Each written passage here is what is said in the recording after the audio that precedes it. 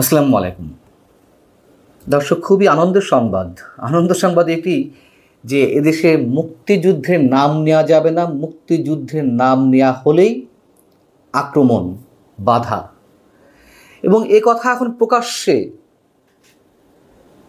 জামাতে ইসলামীর সাবেক এমপিরা, সাবেক নেতারা এমনটাই প্রমাণ করছেন এবং এ ধরনেরই সরাসরি একটি দৃষ্টান্ত স্থাপন করলেন চাঁপাইনবাবগঞ্জের জামাতের নেতা এবং সাবেক সংসদ সদস্য, জামাত দলীয়।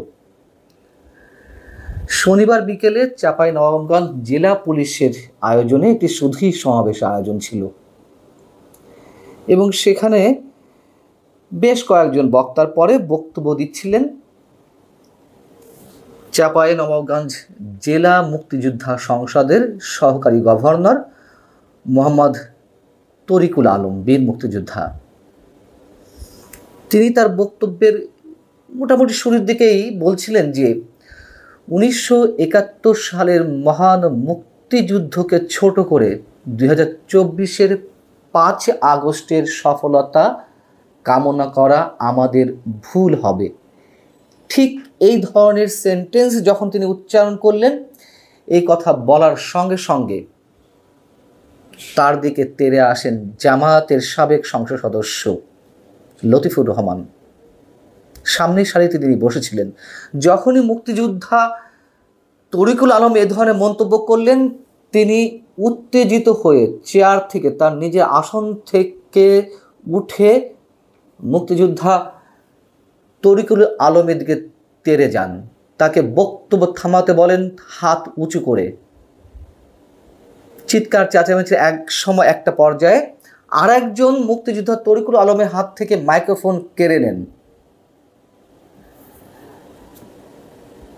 অনুষ্ঠানে বীর মুক্তিযোদ্ধা তরিকুল আলম আমন্ত্রিত অতিথি হিসেবে গিয়েছিলেন এবং তিনি তার বক্তব্যের শুরুতেই বলছিলেন, যেটুকু আমরা দেখেছি ভাইরাল হওয়া ভিডিও ফুটেজে, যে তিনি বলছেন, এখানে আমার স্নেহধন্য বৈষম্য বিরোধী ছাত্র নেতারা আছে, আরও অনেক রাজনৈতিক দলের নেতারা আছে, এবং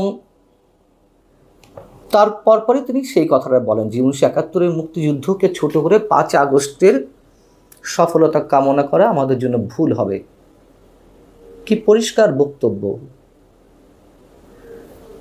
তার সামনে নিশ্চয়ই তিনি যেহেতু বলেছেন যে আমার সামনে বা আমার আগে অনেকে বক্তব্য দিয়েছেন বা আমার সামনে বৈষম্য বিরোধী ছাত্র নেতা রয়েছেন, তারা নিশ্চয়ই মুক্তিযুদ্ধকে কটাক্ষ করে অথবা সব কিছুর ঊর্ধ্বে 2024-এ 5 আগস্টকে স্থান দিয়ে তারা বক্তব্য দিচ্ছিলেন। তার পরপর তার এই বক্তব্য তো খুবই স্বাভাবিক এবং মুক্তিযোদ্ধা লতিফুর রহমানকে স্যালুট। তিনি খুব সাবলীলভাবে তিনি তার আবেগটি প্রকাশ করেছেন। গণমাধ্যমের পক্ষ থেকে যখন জামায়াতের ওই নেতা লতিফুর রহমানের কাছে তারা ঔদ্ধত্যপূর্ণ আচরণ সম্পর্কে জানতে চাওয়া হলো, তখন তিনি কি বললেন? তিনি বললেন যে মুক্তিযোদ্ধা তরিকুল আলম 5 আগস্টকে কটাক্ষ করে বক্তব্য দিয়েছেন। বক্তব্য তো আমরা সবাই শুনেছি। তিনি 5 আগস্টকে কটাক্ষ করলেন কোথায়, ছোট করলেন কোথায়? বরং আমরা স্পষ্ট করে বলবো যে 5 আগস্টের প্রতি মানুষের যে একটি শ্রদ্ধা ছিল, একটা গণতান্ত্রিক আন্দোলন বা অভ্যুত্থান সংঘটিত হয়েছে, সেই বিশেষ দিনটিকে, ইতিহাসের বিশেষ দিনটিকে বরং ছোট করছে, কটাক্ষ করছে এবং অতিরিক্ত বাড়াবাড়ি করে এই লতিফুর রহমান রায়, সাবেক ছাত্র সমন্বয়ক রায় এই দিনটিকে ইতিহাসের আস্থা করে নিক্ষেপ করছেন। আর তরিকুল আলমের প্রতিক্রিয়া জানতে চাওয়া হলে গণমাধ্যমের পক্ষ থেকে তিনি বললেন যে আমি কোনো দলের লেজুর বৃত্তি করি না, মুক্তিযুদ্ধ করে দেশ স্বাধীন করেছি, মুক্তিযুদ্ধের কথা বলবই। তাই বলে জুলাই আগস্ট আন্দোলনকে অস্বীকার করি না। আর যারা প্রাণ দিয়েছেন তাদের শ্রদ্ধা করি, আহত ব্যক্তিদের প্রতি সহানুভূতি আছে, কিন্তু আমাকে এ কথা বলতে দেওয়া হয়নি, তার আগেই আমাকে থামিয়ে দেওয়া হয়েছে। এটা একেবারেই অগ্রহণযোগ্য। বিষয় হচ্ছে যে অনুষ্ঠানটা তো পুলিশের ছিল, সেখানে রাজশাহী রেঞ্জের ডিআইজি ছিলেন উপস্থিত, পুলিশ সুপার ছিলেন। কি অদ্ভুত বিষয়! তারা সব নীরব রইলেন, চুপ করে থাকলেন, বরং যেটুকু ভূমিকা রেখেছেন তা হচ্ছে মুক্তিযোদ্ধা তরিকুল আলমকে যারা থামিয়ে দিয়েছেন তাদের প্রতি সমর্থন জানিয়েছেন, তার কারণ তারা চুপ ছিলেন। 5 আগস্টের পর থেকে মুক্তিযুদ্ধকে মুছে ফেলতে, মুক্তিযুদ্ধের ইতিহাস ধ্বংস করতে নানান ধরনের আয়োজন চলছে আমরা জানি।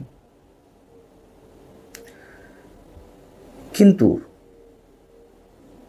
যা শুরু হয়েছে, যা একের পর এক চলছে, বিশেষ করে প্রকাশ্যে যে জানিয়ে দেওয়া হলো মুক্তিযুদ্ধের কথা উচ্চারণ করা যাবে না, চাঁপাইনবাবগঞ্জের এই ঘটনায় আমার মনে হয় প্রতিটি রাজনৈতিক দলকে প্রতিবাদ জানানো উচিত, সোচ্চার হওয়া উচিত। আর এই লতিফুর রহমানকে যদি আমরা রাজাকার বলি, খুব বেশি অন্যায় হবে, খুব বেশি ভুল হবে। তার কারণ এই বাংলাদেশে, স্বাধীন বাংলাদেশে তাদের ঔদ্ধত্য দেখার পরে আমরা তাদেরকে রাজাকার কিংবা আলবদর বাহিনীর সদস্য ছাড়া অন্য কিছু নিশ্চয়ই ভাবতে পারি না। তিনি জামায়াতের নেতা, জামায়াত দলীয় সাবেক সংসদ সদস্য।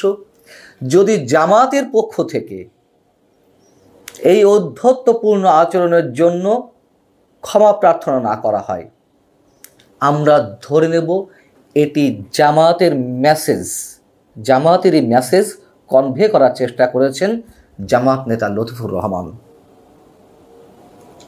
আমাদের কি দুর্ভাগ্য, এই জামায়াত ইসলাম এখনো বুক উঁচু করে রাজনীতি করে।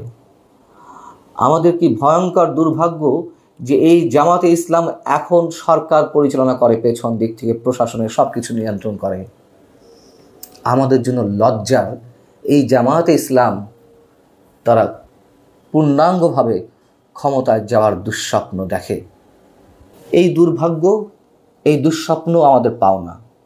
তার কারণ মুক্তিযুদ্ধের সপক্ষে কথা বলে শেখ হাসিনার সরকারের সময় যারা মুখে ফেনা তুলে ফেলেছেন, যারা মুক্তিযুদ্ধকে নিয়ে দিনরাত ব্যবসা করেছেন, সেই তারা এখন একেবারে নির্বিকার, নিশ্চুপ।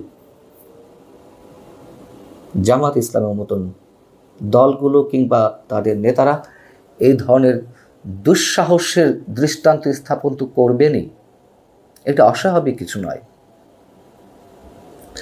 আল্লাহ হাফিজ, ভালো থাকুন সবাই।